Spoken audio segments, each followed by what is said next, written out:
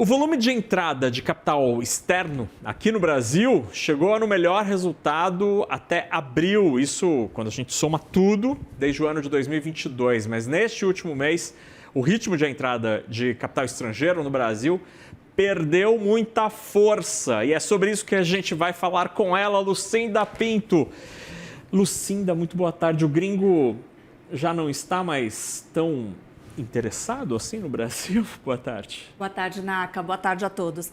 É muito interessante porque esse ritmo mais fraco, ele coincide justamente com o período em que as bolsas americanas dispararam. Então, realmente, esse movimento que a gente estava vendo de rotação de carteira, diversificação, pelo menos esfriou um pouco. Não dá para dizer que acabou. Muita gente acha que vai continuar, o Brasil continua interessante, atraente, mas a verdade é que hoje a Bolsa está contando com dois concorrentes muito importantes. Um é a taxa de juros, a gente sabe que não vai cair tudo o que se imaginava, então aquele movimento de antecipação, pensando que a Bolsa teria um potencial enorme de ganhos porque o juro iria cair, isso perdeu bastante força aí nos últimos dias, nas últimas semanas, enfim. E a segunda concorrência parece que vem do Nasdaq mesmo, porque o índice lá voltou a ganhar força, as ações de tecnologia têm mostrado um desempenho bem forte. Então, diante disso tudo, aquele entusiasmo, aquela grande aposta no Brasil pode não ter acabado, mas ela foi moderada, sem dúvida nenhuma. E tem os números interessantes. O nosso parceiro Einar Rivera fez aqui umas contas para a gente que são interessantes. Olha, até agora, até o mês de abril, fechado, na verdade, no ano, entraram 56,5 bilhões de reais. Só que até o dia 22 de abril, uma semana antes, mais ou menos, do fim dessa conta, o volume era muito maior, 64,4 bilhões. Logo, nessa última semana do mês, provavelmente saíram ali 7,8 bilhões de reais. Então, é justamente aquele período em que o ambiente com o exterior deu uma estragada, as bolsas americanas voltaram a subir, o Ibovespa desacelerou. Então, foi quando a gente perdeu ali os 190 mil pontos, interrompemos aquela sucessão de recordes.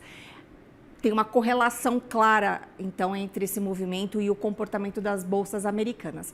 Então, os analistas aqui, quando a gente conversa com quem traça cenários, quem faz projeções, os analistas continuam trazendo uma dose de otimismo, dizendo que o Brasil ainda está barato, mas a nossa taxa de juros dá uma atrapalhada. Ela vira mesmo uma concorrência, mesmo quando a gente pensa no estrangeiro, né, Naka?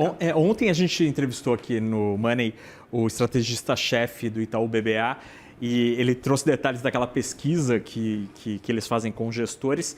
O pessoal está prevendo um Ibovespa de 212 mil. No fim deste ano. Então, tem chão aí, teria espaço, segundo os gestores.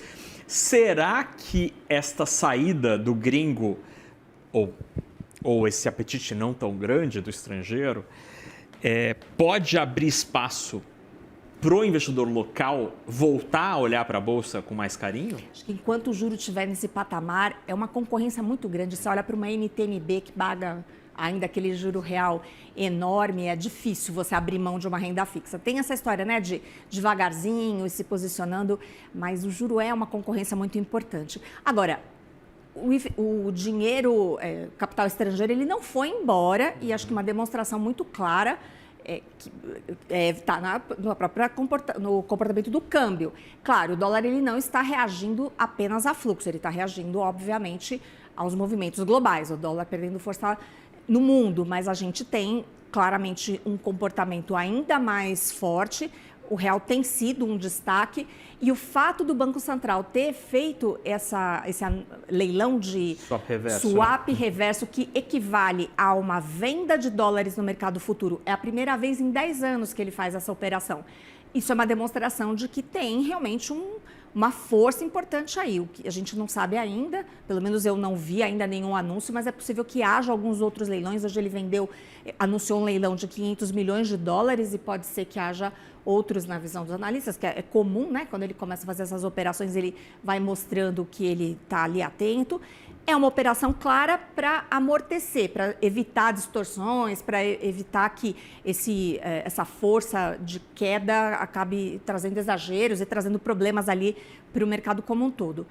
É uma demonstração de que o Banco Central está vendo realmente uma pressão para baixo do dólar.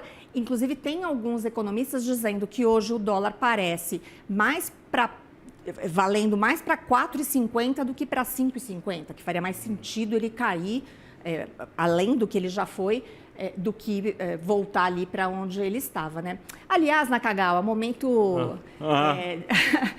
Quantos leilões de swap reverso nós cobrimos juntos? Não foi mesmo? Nossa, é verdade, isso é muito verdade. Mas enfim.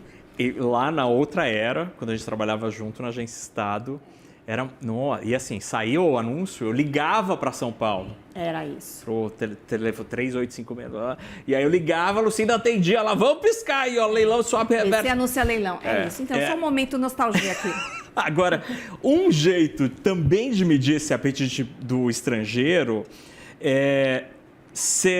pode ser essa prometida operação de IPO do grupo do Compass lá, do grupo Cosan, né? Qual que é a tua leitura?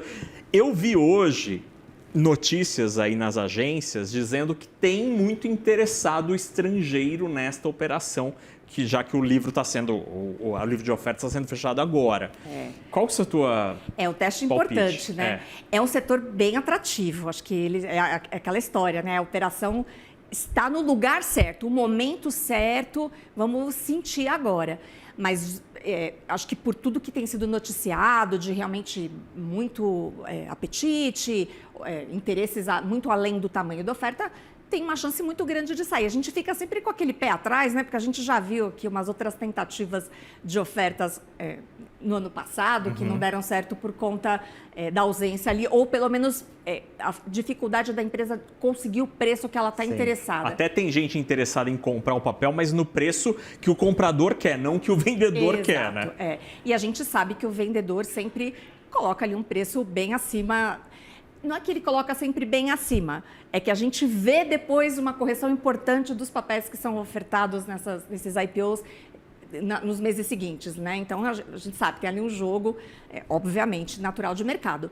Então, acho que vai ser um teste bastante importante. Agora, será que vai abrir uma porta para outras operações? A gente sabe de muitas empresas que têm interesse em ir a mercado, mas ainda tem bastante cautela, né? Com esse juro de 14, é difícil você...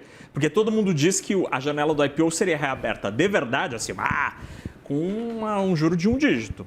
E a pesquisa Focus não indica isso nesta década, então não me parece ter muito espaço. Pelo menos perto de 10 ali, né? Quando você tem setores específicos que com uma perspectiva muito positiva para frente, numa tendência de longo prazo, um juro mais perto de 10 parece fazer um pouco mais de sentido. Agora, realmente, ali com a nossa Selic acima de 14 e sem perspectiva de uma queda expressiva, isso coloca um freio importante. Mas estamos ansiosos para ver como é que vai ser esse resultado. Eu sempre fico com um pezinho atrás, né? Porque a gente já viu frustrações. Exatamente. Aí, né? IPO você tem que esperar, só termina quando acaba. Porque tem que terminar, fechar o livro das ofertas ali e só assim o vendedor decide se ele topa ou não aquelas condições. Então, a ver, em tese, será o IPO na segunda-feira, se tudo der certo. A ver. Se houver, cobriremos, não é isso, Nakagawa? Exatamente, estaremos lá. CNN estará lá. Estaremos lá. Assim como Lucinda Pinto, sempre aqui no Fechamento de Mercado. Obrigado, Lu. Obrigada, Naka. Até amanhã.